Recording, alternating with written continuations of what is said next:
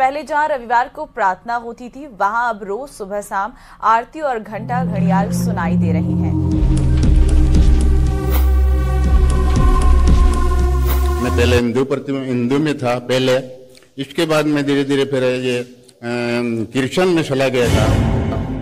गिरजाघर में स्थापना निर्णय करके स्थापना करने का निर्णय किया है।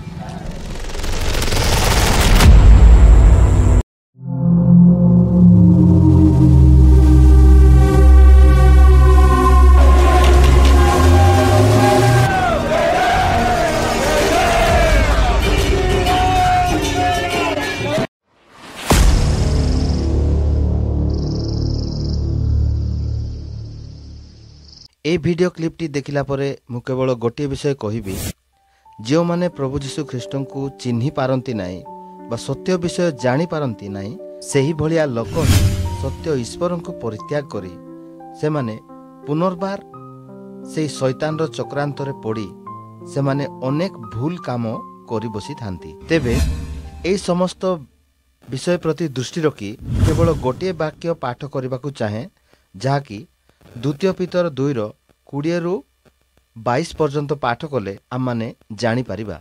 जेणु से माने जदि प्रभु और त्राणकर्ता जीशु ख्रीष्ट विषय को ज्ञान द्वारा संसारर असुचितारू रक्षा पाई पुनर्बार सेतिर बंधन रे आबद्ध होई परास्त हुअंती, ताहेले सेमानको प्रथम दशा अपेक्षा शेष दशा अधिक मंद हुए। कारण धार्मिकतार मार्ग जानी आपणा माननको निकटरे समर्पित पवित्र आज्ञार विमुख हेबा अपेक्षा बरं सेही मार्ग न जानिबा सेमानଙ୍କ पक्षरे भलो होई थांता।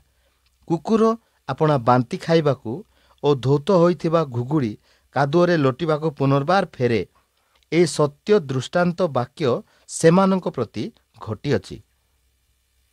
तेबे मोर प्रियर भाई एवं भौणी माने, आपण माने जदि प्रभु जीशु ख्रीष्ट को जानिचंती, तांको ठारे विश्वास करियछंती, ताहेले तांको ठारे जीवनर शेष पर्यंत लागी रुहंतु, ताहेले आपण जाई परित्राण पाई पारिबे। जदि आपण माने एई भलिया भूल करिवे, ताहेले आपण माने निश्चय दंड पाइबे। तेबे एई भलिया भूल न करी प्रभुंको ठारे लागी रुहंतु, तेबे आपण माने परित्राण पाई पारिबे। प्रभु ए समस्त वाक्य दे आम समस्त को आशीर्वाद करंतु। आमेन।